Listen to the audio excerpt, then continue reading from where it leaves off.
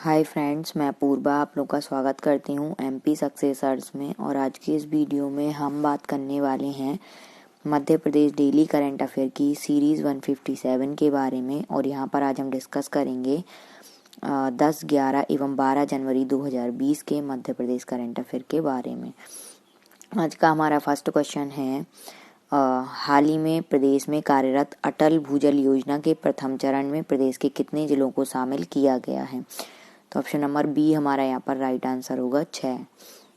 अगर हम डिटेल में बात करें तो मुख्यमंत्री श्री शिवराज सिंह चौहान ने कहा है कि प्रधानमंत्री श्री नरेंद्र मोदी का वर्ष 2024 तक हर घर में शुद्ध जल पहुंचाने का संकल्प है और मध्य प्रदेश में प्रधानमंत्री जी के इस संकल्प को वर्ष 2023 में ही पूरा कर लिया जाएगा। और अटल भूजल योजना का भी रोड मैप तैयार है और इस पर तेजी अमल किया जाएगा।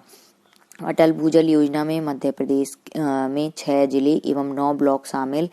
केंद्रीय जल शक्ति मंत्री श्री शेखावत ने कहा कि अटल भूजल योजना के प्रथम चरण में मध्य प्रदेश में तेज गति से काम हुआ है और मध्य प्रदेश की भूजल गुणवत्ता काफ़ी अच्छी है। और योजना के अंतर्गत मध्य प्रदेश के 6 जिले जिसमें है सागर, छतरपुर, सागर, टीकमगढ़, दमोह, पन्ना एवं निवाड़ी तथा 9 ब्लॉक पथरिया, छतरपुर, नौगांव, राजनगर, अजयगढ़, पलेरा, बलदेवगढ़ एवं निवाड़ी शामिल है। और योजना को वर्ष 2025 तक पूरा किया जाना है। और मध्य प्रदेश में योजना की लागत 315.62 करोड़ रुपए है और 100% राशि विश्व बैंक व भारत सरकार से प्राप्त होगी। तो ये टर्म इम्पोर्टेंट है कि अटल भूजल योजना के जो प्रथम चरण है इसमें प्रदेश के कितने जिलों को शामिल किया गया। आगे अगर हम यहाँ पर बात करें तो जल शक्ति मंत्री हैं, केंद्रीय जल शक्ति मंत्री हैं श्री शेखावत द्वारा लोक स्वास्थ्य यांत्रिकी विभाग की जल जीवन मिशन पर प्रकाशित पुस्तिका का विमोचन भी किया गया। और इसी के साथ बुरहानपुर जिले की जल जीवन मिशन की जिला कार्य योजना का विमोचन भी किया गया। तो ये आपको याद रखना है। और अगर यहाँ पर बात करें तो यूनियन जल शक्ति मिनिस्टर कौन है? तो श्री गजेंद्र सिंह शेखावत, इनका नाम भी आपको याद रखना है। यहाँ पर हम नेक्स्ट क्वेश्चन करने से पहले आप लोगों को बता दूं कि अगर आप लोगों ने ग्रुप 2 सब ग्रुप 4 का फॉर्म फिल किया है या मध्य प्रदेश के अपकमिंग एग्जाम जैसे एमपी पुलिस वगैरह की तैयारी कर रहे हैं और ई बुक्स और आप लोग टेस्ट सीरीज के माध्यम से तैयारी करना चाहते हैं तो परीक्षा ऐप पर अवेलेबल है। परीक्षा ऐप की लिंक डिस्क्रिप्शन बॉक्स में दी गई है, आप प्ले स्टोर से भी डाउनलोड कर सकते हैं। यहाँ पर आपको अभी फ्लैट 50% का डिस्काउंट चल रहा है। अगर आप कूपन कोड यूज़ करते हैं MSuccess50 तो ऑफ़र का लाभ उठाएं और जल्दी से जाकर टेस्ट सीरीज़ और लाइव वीडियो क्लासेस के माध्यम से अपनी तैयारी को शुरू करें। नेक्स्ट हम यहाँ पर बात करेंगे सेकंड नंबर क्वेश्चन की, हाल ही में प्रदेश के किस जिले में करेली गुड़ मेला 2021 का आयोजन किया जा रहा है? तो ऑप्शन नंबर ए हमारा राइट आंसर होगा, भोपाल। अगर हम डिटेल में बात करें तो किसान कल्याण तथा कृषि विकास विभाग द्वारा भोपाल हाट में नरसिंहपुर जिले के द्वारा 8 से 10 जनवरी 2021 तक करेली गुड़ मेले का आयोजन किया गया है। ये याद रखना है कि ये आयोजन किसके द्वारा किया गया है? तो नरसिंहपुर जिले के द्वारा किया गया है, नरसिंहपुर जिला कृषि कल्याण तथा कृषि विकास विभाग द्वारा। और गुड़ मेले में गाडर 12 की तुअर दाल भी अत्यंत लोकप्रिय रही है, तो ये भी इम्पोर्टेंट है। यहाँ पर अगर हम बात करें तो करेली गुड़ मेला 2021 के दूसरे दिन भी भोपाल शहर में जबरदस्त रिस्पॉन्स रहा और नरसिंहपुर जिले का करेली गुड़ मेला भोपाल हाट में दिन भर जारी रहा। भोपाल शहर वासियों को करेली गुड़ के विभिन्न फ्लेवर्स अदरक, इलायची, काली मिर्च, जगरी का विक्रय मेले के दूसरे दिन स्व सहायता समूह कृषकों द्वारा किया गया। और गुड़ मेले का मुख्य आकर्षण यहाँ मिलने वाली गुड़ की चाय रही, तो ये भी आपको याद रखना है। आगे बात करें तो गुड़ मेले का आयोजन जिला प्रशासन नरसिंहपुर एवं किसान कल्याण तथा कृषि विकास विभाग की आत्मा परियोजना के अंतर्गत किया गया है। और यह कार्यक्रम एक जिला एक उत्पाद के अंतर्गत करेली गुड़ एवं गाडर 12 की तुअर दाल के ब्रांड के प्रमोशन के लिए किया गया है। तो ये इम्पोर्टेंट है कि गुड़ जो है मध्य प्रदेश में करेली का फेमस है और गाडर 12 की तुअर की दाल फेमस है। और कृषकों के उत्पाद को वैल्यू एडिशन करते हुए अभी तत्कालीन रूप में शहर के उपभोक्ताओं को कृषकों का उत्पाद उपलब्ध कराया गया है। इसी कड़ी में गुड़ मेला अत्यंत सफल हो रहा है। तो ये टर्म इम्पोर्टेंट है आपके लिए, आप नोट कर सकते हैं। ठीक है, यहाँ पर अगर हम बात करें तो हाल ही में प्रदेश, थर्ड नंबर क्वेश्चन की, तो हाल ही में प्रदेश के भोपाल में बनाए जा रहे ग्लोबल स्किल पार्क कब तक बनकर तैयार किए जाने की योजना प्रस्तावित है? तो ऑप्शन नंबर बी हमारा राइट आंसर होगा, दिसंबर 2022 तक। अगर हम डिटेल में बात करें तो मुख्यमंत्री श्री शिवराज सिंह चौहान ने युवाओं को कौशल प्रशिक्षण और रोजगार देने के लिए बनाए जा रहे अनूठे ग्लोबल स्किल पार्क के निर्माण के लिए चल रही गतिविधियों की जानकारी प्राप्त की और निर्माणाधीन कार्यों का निरीक्षण किया और परियोजना के अंतर्गत भोपाल में लगभग 2 वर्ष में स्किल पार्क बन जाएगा और निर्धारित की गई अवधि दिसंबर 2022 के पहले ही यह विश्व स्तरीय स्किल पार्क बनाने का संकल्प है। बात करें अगर पार्क की, तो पार्क में 5 महत्वपूर्ण घटक और संस्थाएं शामिल हैं। उनमें centre of occupational skill exhibition, centre of advance agriculture training, TVET practitioners development centre, centre of technology innovation and entrepreneurship और centre of skill research and development शामिल है। तो ये भी आपको याद रखने कि इसमें महत्वपूर्ण 5 घटक या संस्थाएं कौन सी हैं। नेक्स्ट हम बात करेंगे फोर्थ नंबर क्वेश्चन की। हाल ही में मध्य प्रदेश में धार्मिक स्वतंत्रता अधिनियम 2020 ने कब से मूर्त रूप ले लिया है? अगर हम यहाँ पर बात करें तो ऑप्शन नंबर सी हमारा राइट आंसर होगा, 9 जनवरी 2021। और ये क्वेश्चन इम्पोर्टेंट है आप लोगों के लिए कि धार्मिक स्वतंत्रता अधिनियम मतलब कब मूर्त रूप लिया है इसने, तो ये है 9 जनवरी 2021। अगर हम डिटेल में बात करें तो गृह मंत्री डॉक्टर नरोत्तम मिश्रा ने बताया कि 9 जनवरी 2021 से मध्य प्रदेश में धार्मिक स्वतंत्रता अधिनियम 2021 ने मूर्त रूप ले लिया है और उन्होंने बताया कि मध्य प्रदेश धार्मिक स्वतंत्रता अध्यादेश 2020 का गजट नोटिफिकेशन जारी हो गया है। अगर हम यहाँ पर बात करें तो 9 जनवरी से ही कानून लागू हो गया है और अब जबरन, भयपूर्वक, डरा धमकाकर, प्रलोभन देकर, बहला फुसलाकर, धर्म परिवर्तन करवाकर विवाह करने और करवाने वाले व्यक्ति, संस्था अथवा स्वयं सेवी संस्था की शिकायत प्राप्त होते ही तत्काल अध्यादेश में किए गए प्रावधानों के मुताबिक संबंधितों के विरुद्ध सख्त कार्रवाई सुनिश्चित की जाएगी। तो ये टर्म बहुत इंपॉर्टेंट है आप लोगों के लिए, तो ये आपको याद रखना है। नेक्स्ट यहाँ पर हम बात करेंगे फिफ्थ नंबर क्वेश्चन की। हाल ही में प्रदेश के किस जिले में एनर्जी स्वराज मिशन के तहत कार्यशाला का आयोजन किया गया? अगर हम बात करें तो ऑप्शन नंबर सी यहाँ पर हमारा राइट आंसर होगा, मंदसौर। मध्य प्रदेश के सोलर एनर्जी ब्रांड एम्बेसडर और सोलर एनर्जी उपयोग को जन आंदोलन बनाने वाले श्री चेतन सिंह सोलंकी, इनका नाम आपको याद रखना है। ये मध्य प्रदेश की सोलर एनर्जी के ब्रांड एम्बेसडर और सोलर एनर्जी उपयोग को जन आंदोलन बनाने वाले हैं और इन्होंने गत दिवस मंदसौर जिले के शासकीय ITI सीतामऊ में एनर्जी स्वराज मिशन के तहत कार्यशाला का आयोजन किया और नवीन एवं नवीकरणीय ऊर्जा मंत्री श्री हरदीप सिंह डंग ने एनर्जी स्वराज यात्रा का स्वागत करते हुए कहा कि ऊर्जा का यह नवीन प्रयोग और परंपरागत ऊर्जा की बचत देश में नए युग का सूत्रपात कर रहा है। नेक्स्ट हम यहाँ पर बात करेंगे 6 नंबर क्वेश्चन की। हाल ही में मध्य प्रदेश मुख्यमंत्री द्वारा कब महिला जागरूकता अभियान सम्मान का शुभारंभ किया गया? तो ये टर्म भी इम्पोर्टेंट है, तो ऑप्शन नंबर डी हमारा राइट आंसर होगा, 11 जनवरी 2021। अगर हम यहाँ पर डिटेल में बात करें तो मुख्यमंत्री श्री शिवराज सिंह चौहान महिला अपराध उन्मूलन में समाज की सक्रिय भागीदारी सुनिश्चित करने के लिए सोमवार 11 जनवरी को दोपहर 1:30 बजे प्रदेश स्तरीय महिला जागरूकता अभियान सम्मान का शुभारंभ करेंगे या उनके द्वारा किया गया है और समारोह में महिला अपराधों को रोकने अथवा घटित होने के उपरांत पीड़ितों की सहायता करने वाले असली हीरो को सम्मानित किया गया और इस अवसर पर गृह मंत्री डॉक्टर नरोत्तम मिश्रा भी उपस्थित रहे। अगर हम बात करें महिला सम्मान की, इसके ठीक है। अगर हम यहाँ पर बात करें जो ये बनाया गया है और महिला जागरूकता अभियान ये सम्मान किया गया है, तो इसमें इसका उद्देश्य क्या था इस अभियान का? तो गणतंत्र दिवस 26 जनवरी तक चलने वाले इस 15 दिवसीय सम्मान अभियान, ये जो सम्मान अभियान है ये 11 से 26 जनवरी तक चलाया जाएगा। और इसका नाम क्या रखा गया है? सम्मान। और इसका मुख्य उद्देश्य महिला अपराध के उन्मूलन में समाज की सक्रिय भागीदारी सुनिश्चित करना तथा महिलाओं एवं बालिकाओं के लिए समाज में सम्मानजनक एवं अनुकूल वातावरण तैयार करना है और साथ ही जनमानस को जागरूक कर सशक्त बनाना है, ताकि स्वयं महिलाएं ही नहीं बल्कि हम सब महिला सुरक्षा के प्रति अपने कर्तव्यों का निर्वाह कर सकें। तो ये उसका इस योजना या सम्मान अभियान का उद्देश्य था। तो ये आपको याद रखना है। और अभियान के 2 प्रमुख नारे हैं, ये भी आपको याद रखना है, ये बहुत इम्पोर्टेंट रहते हैं। ठीक है।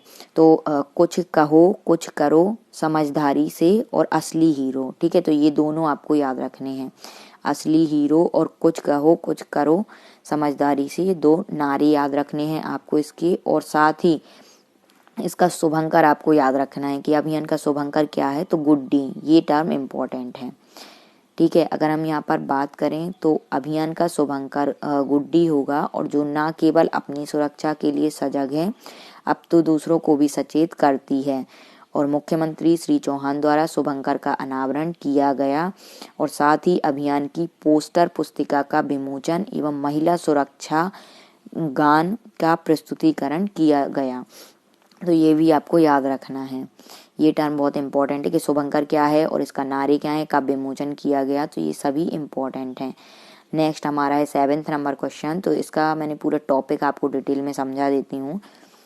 ये है कि जल संसाधन मंत्री श्री तुलसीराम सिलावट ने राजगढ़ सांसद श्री रोडमल नागर के साथ राजगढ़ स्थित मोहनपुरा एवं कुंडलिया डैम का निरीक्षण किया।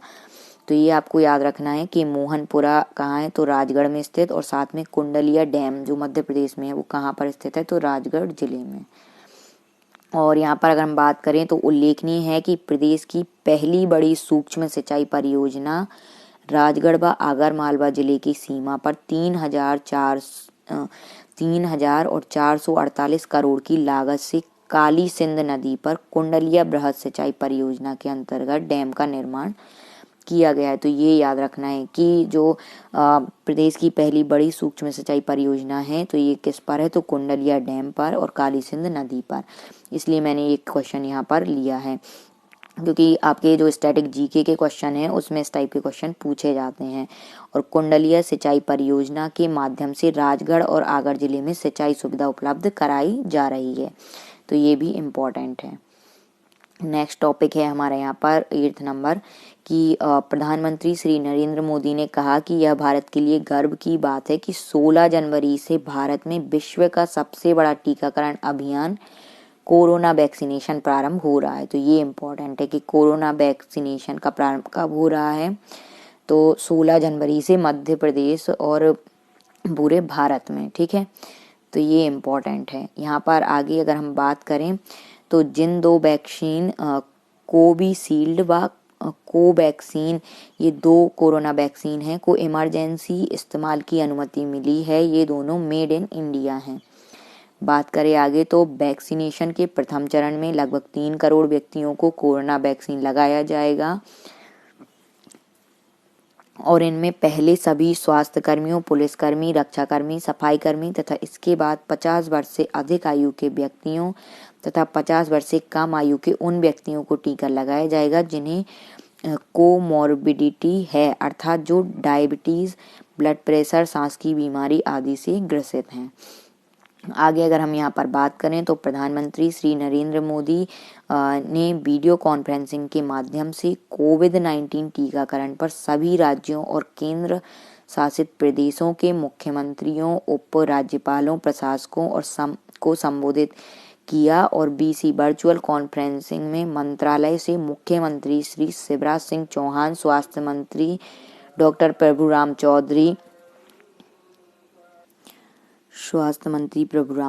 चिकित्सा शिक्षा मंत्री श्री विश्वास सारंग शामिल हुए और मुख्य सचिव श्री इकबाल सिंह बैंस, अपर मुख्य सचिव स्वास्थ्य श्री मोहम्मद सुलेमान आदि उपस्थित थे। अगर हम यहाँ पर बात करें वैक्सीनेशन की प्रक्रिया की, तो यह 45 दिन की प्रक्रिया है। प्रधानमंत्री श्री नरेंद्र मोदी ने कहा है कि वैक्सीनेशन की कुल 45 दिन की प्रक्रिया है और पहले डोज एवं दूसरे डोज के बीच 28 दिन का अंतर होगा तथा दूसरे डोज के 14 दिन बाद वैक्सीनेशन का असर होगा। अर्थात इस दौरान कोरोना प्रोटोकॉल का पूर्ववत पालन करना है और कोई असावधानी नहीं करनी है। तो ये पूरी इसकी प्रक्रिया है, तो ये भी इम्पोर्टेंट है, इससे भी आपके MCQ बन सकते हैं और ये आपके बेसिक नॉलेज के लिए भी इम्पोर्टेंट है कि ये जो प्रोसेस है ये कितने दिन की है वैक्सीनेशन की, तो 45 डेज़ की और पहले डोज के बाद दूसरे डोज के बीच में 28 दिन यानी 1 महीने का अंतर इसमें रहेगा। बात करें आगे तो कोविन डिजिटल प्लेटफॉर्म, यहाँ पर अगर हम बात करें तो प्रधानमंत्री श्री नरेंद्र मोदी ने कहा कि वैक्सीनेशन कार्य की मॉनिटरिंग के लिए कोविन डिजिटल प्लेटफॉर्म बनाया गया है। ये भी इम्पॉर्टेंट है कि जो वैक्सीन लगाई जाएगी उसकी मॉनिटरिंग के लिए कौन सा प्लेटफॉर्म है, जो डिजिटल प्लेटफॉर्म है उसका नाम क्या है, तो कोविन उसका नाम है। तो ये नाम आपको याद रखना है और पहला डोज लगते ही टीका लगवाने वाले को एक डिजिटल प्रमाण पत्र दिया जाएगा जिसमें अगले डोज की तिथि अंकित होगी और दूसरा डोज लगने के बाद व्यक्ति को फाइनल सर्टिफिकेट मिलेगा और कोविन पर टीकाकरण की रियल टाइम एंट्री होगी।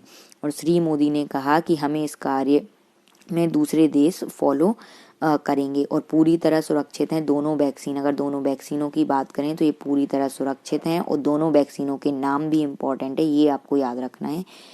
तो इंडिया साइंटिफिक कमेटी के वैज्ञानिक हैं डॉक्टर विनोद पाल ने कहा है कि कोविशील्ड व कोवैक्सीन ये दोनों वैक्सीन के नाम हैं, तो ये दोनों याद रखने हैं। दोनों पूरी तरह सुरक्षित हैं और ये दोनों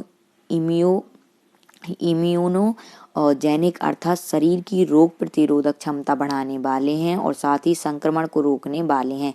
जिन्हें कोमॉर्बिडिटी यानी अन्य बीमारियां हैं उनके लिए भी वैक्सीन पूर्ण रूप से सुरक्षित है और यह शरीर में रोग से लड़ने के लिए एंटीबॉडीज पैदा करता है। तो ये जो पूरे टर्म है अपकमिंग एग्जाम्स के लिए आपकी बहुत इंपॉर्टेंट है, तो ये आपको याद रखने हैं। नेक्स्ट हम बात करेंगे 9th नंबर क्वेश्चन की, तो ये भी इम्पोर्टेंट है। राष्ट्रीय आविष्कार अभियान के अंतर्गत अब IIT कक्षा 6वीं से 8वीं के गणित एवं विज्ञान विषय के शैक्षणिक गतिविधियों को ऑनलाइन प्रसारित करेगा और भारतीय प्रौद्योगिकी संस्थान इंदौर द्वारा यह कार्यक्रम यूट्यूब पर प्रसारित किया जाएगा और हर बुधवार शाम 4 से 5 बजे तक सभी विद्यार्थी, शिक्षक और अभिभावक इस कार्यक्रम को ऑनलाइन देख सकेंगे।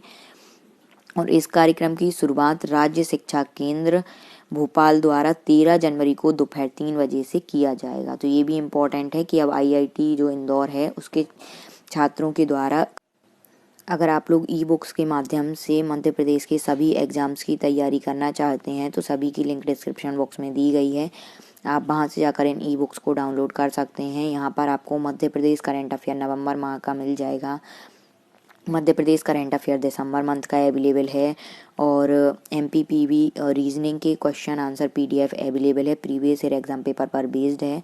700 MCQ है। मैथ की भी आपको ई-बुक मिल जाएगी जिसमें आपको करंट मैथ की ई-बुक में आपको मैथ्स के MCQ मिल जाएंगे जो प्रीवियस ईयर एग्जाम पेपर में आए हैं, जैसे जेल पैरी, ग्रुप 2 सब ग्रुप 4, पुलिस कांस्टेबल वगैरह SI सभी में जो आपके मैथ्स के क्वेश्चन आते हैं वो इसमें आपको मिल जाएंगे।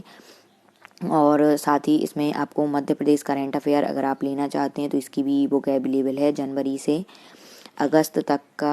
से सितंबर तक का आपको मिल जाएगा, इंग्लिश में अवेलेबल है और जनवरी से अगस्त तक का हिंदी में अवेलेबल है, आपको मिल जाएगा। और जनरल साइंस में भी 1100 प्लस MCQ हैं, ये भी आपको हिंदी इंग्लिश मीडियम में है और प्रीवियस ईयर एग्जाम पेपर पर बेस्ड है। मध्य प्रदेश करंट अफेयर जनवरी से जून की भी 6 मंथली मतलब हाफ ईयरली जो 2020 की है वो भी अवेलेबल है। मैगजीन MPGK के MCQ की ई-बुक अवेलेबल है, 1000 प्लस MCQ हैं। और कुछ आपको जैसे जनवरी का करंट अफेयर मिल जाएगा। ग्रुप 2 सब ग्रुप 4 की अभी वैकेंसी है, जो एग्ज़ाम आने वाला है आपका 29 जनवरी से, उसके लिए भी ई-बुक्स अवेलेबल हैं। ग्रुप 2 सब ग्रुप 4 के प्रीवियस ईयर एग्जाम पेपर्स हैं और जनरल मैनेजमेंट की ई-बुक अवेलेबल है, जनरल कंप्यूटर की ई-बुक अवेलेबल है। तो सभी की लिंक डिस्क्रिप्शन बॉक्स में दी गई है, आप वहाँ जाकर इनको डाउनलोड कर सकते हैं। और कोई भी क्वेरी हो तो आप व्हाट्सएप नंबर 9516624864 पर व्हाट्सएप करके कांटेक्ट कर सकते हैं। 6वीं से 12वीं के गणित एवं विज्ञान विषय का शैक्षणिक गतिविधियों का ऑनलाइन प्रसारण किया जाएगा।